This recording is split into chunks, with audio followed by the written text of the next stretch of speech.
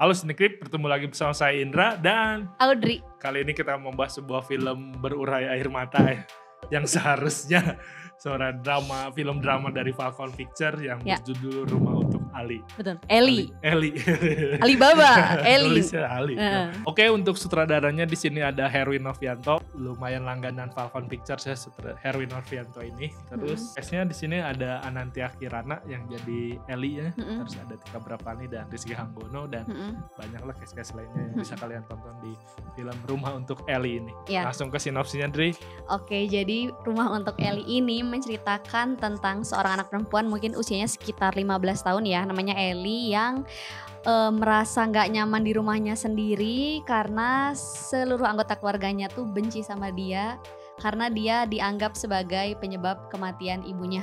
Oke, yang disuka mungkin aku lebih ke gini sih, mestinya kan dari awal nih kelihatan Rumah Untuk Eli, terus dari sinopsisnya sendiri kan menunjukkan si Eli ini tuh sosok yang gak bahagia ya di dalam filmnya karena kehidupannya yang mana dia gak disukain sama seluruh anggota keluarganya. Dan yang aku suka di sini tuh tercermin dari ekspresinya si Eli. Maksudnya tuh aku tuh suka Anantia Kirananya tuh dengan dia diem aja, dia tuh nunjukin ekspresi dia sebagai anak remaja yang stres gitu. Ya, struggle.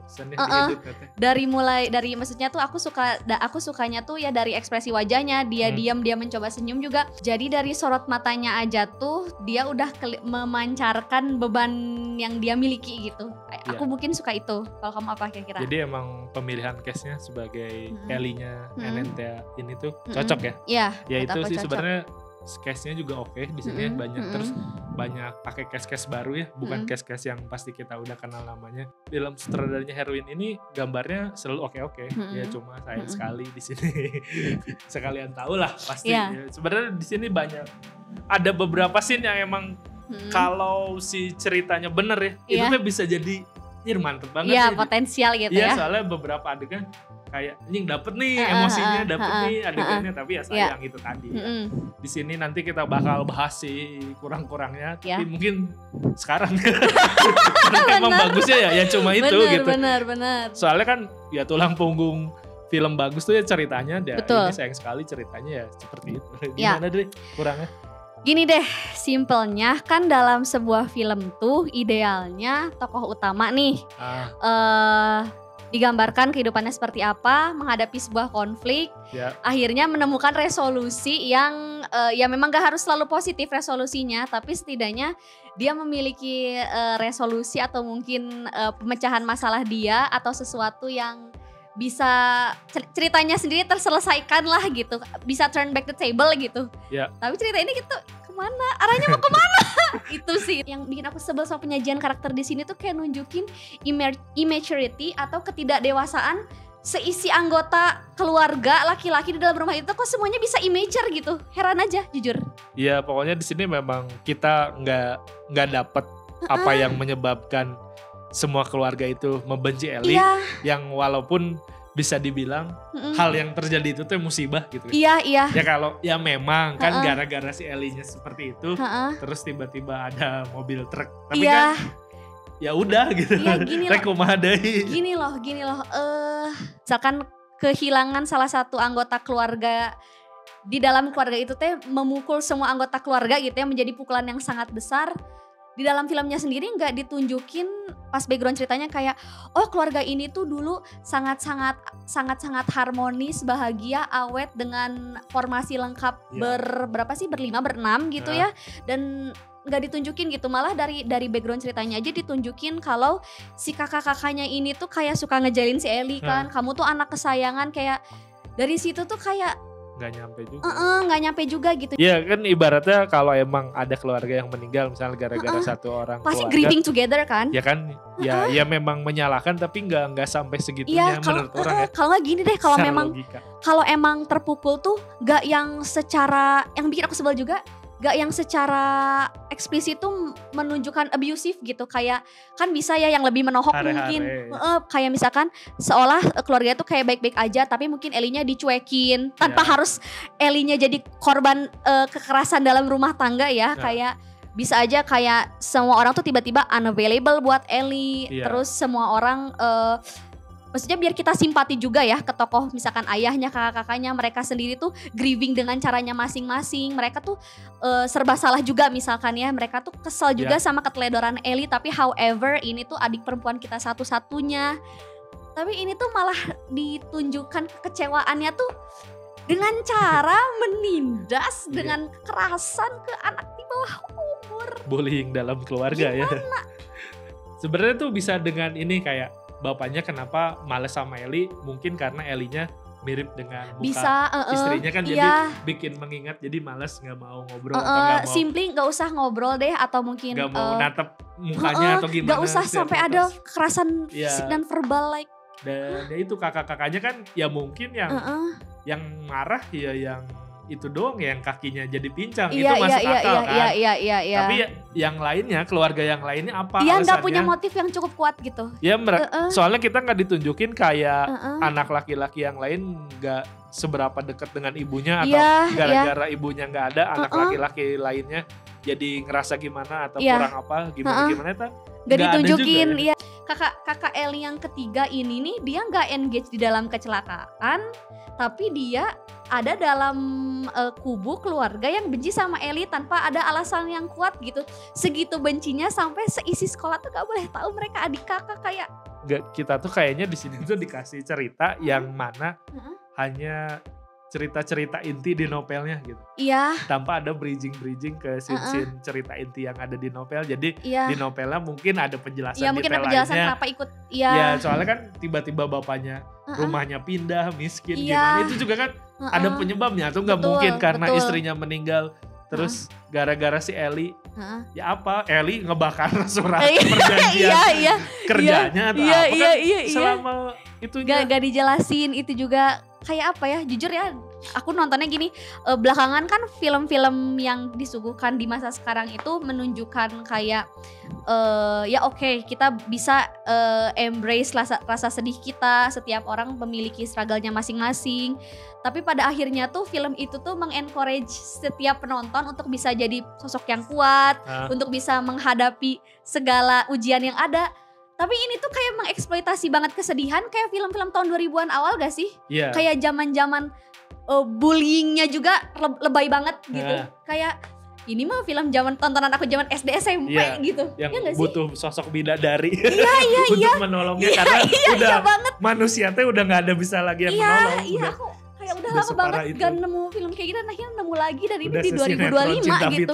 Iya, aku gak expect, kayak jujur ya aku sepanjang film tuh mencoba selalu husnuzon kayak oke, maksudnya gini loh, struggle yang dilewati si Ellie ini di dalam rumah ini tuh dia aku kira tuh hanya di titik pengabaian yang mana gini loh, anak remaja diabaikan oleh seisi rumah aja itu cukup memberikan damage pada diri dia gitu, bikin dia mencari kebahagiaan di luar, bikin dia tuh mencari makna hidupnya tuh mungkin dari orang yang enggak, itu aja udah cukup berbahaya gitu.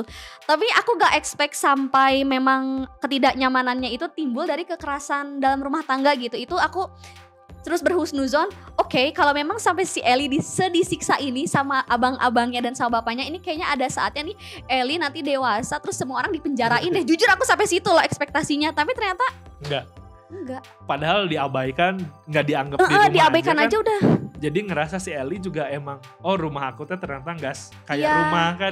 Itu kan yang kayak diobrolin sama temennya pas yang home sama house kan gitu kan. Gitu. Yang bikin aku sebelnya juga tuh narasi di dalam filmnya mengenai romantisasi trauma bonding gitu. Jadi kayak aku gak expect di dalam film ini tuh ada narasi kayak ya udah itu cara sayang orang tua kamu dan abang-abang kamu. No, love shouldn't be that painful ya. Ingat maksudnya mungkin kita nih sebagai generasi milenial atau Gen X ke atas atau mungkin awal-awal Gen Z, kita tumbuh dengan didikan orang tua yang cukup keras ya.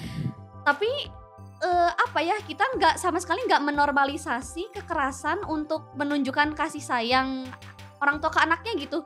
Orang tua aku aja segala galaknya tuh gak sampai segitunya kayak bapaknya Ellie ke si Ellie gitu. Coba kalian tonton ya di filmnya. Soalnya kayak berlebihan gitu. Semuanya mah tanpa sebab gitu marahnya. Tanpa kayak sebab. Tiba-tiba dianterin baliknya sama temennya naik motor. Kamu ngapain pulang telat sekarang sama cowok.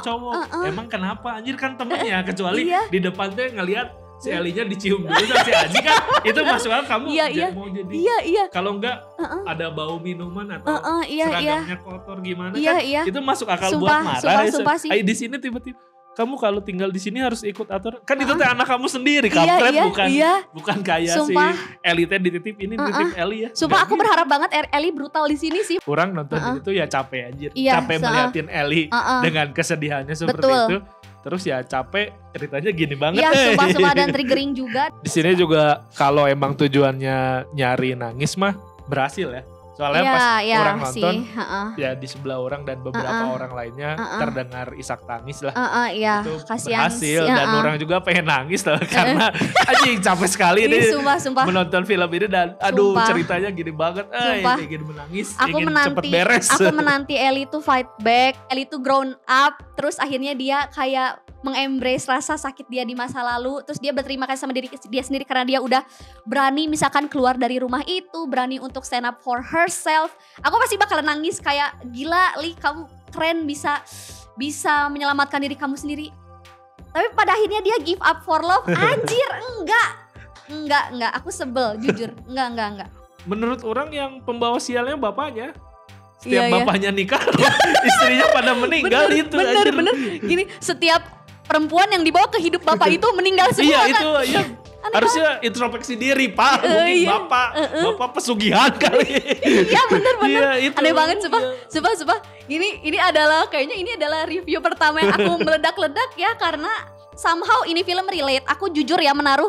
Aku nggak akan se-emosional ini kalau aku nggak menaruh ekspektasi sama film ini gitu. Maksudnya aku ada momen dimana aku dalam posisi Ellie yang mana kayak kehilangan rumah gitu ya dalam sini gitu. Survivor juga, jadi kayak aku menanti dimana Ellie tuh memeluk sisi aku yang itu dengan jadi perempuan yang powerful. Entah dia keluar dari rumah, dia bisa fight untuk dirinya sendiri. Enggak coy, gue yang marah gitu kayak. Padahal itu teman-temannya berusaha untuk merangkul Ellie ya.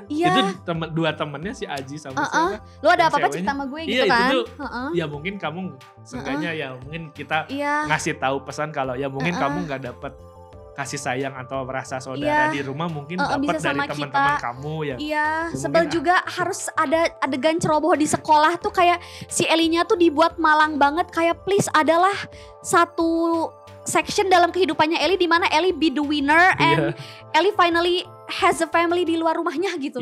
Scene yang paling bikin marah ya of course scene narasi di mana ada narasi muncul kalau itu mungkin cara sayang ayah kamu dan kakak-kakak kamu karena kamu anak perempuan satu-satunya. Enggak.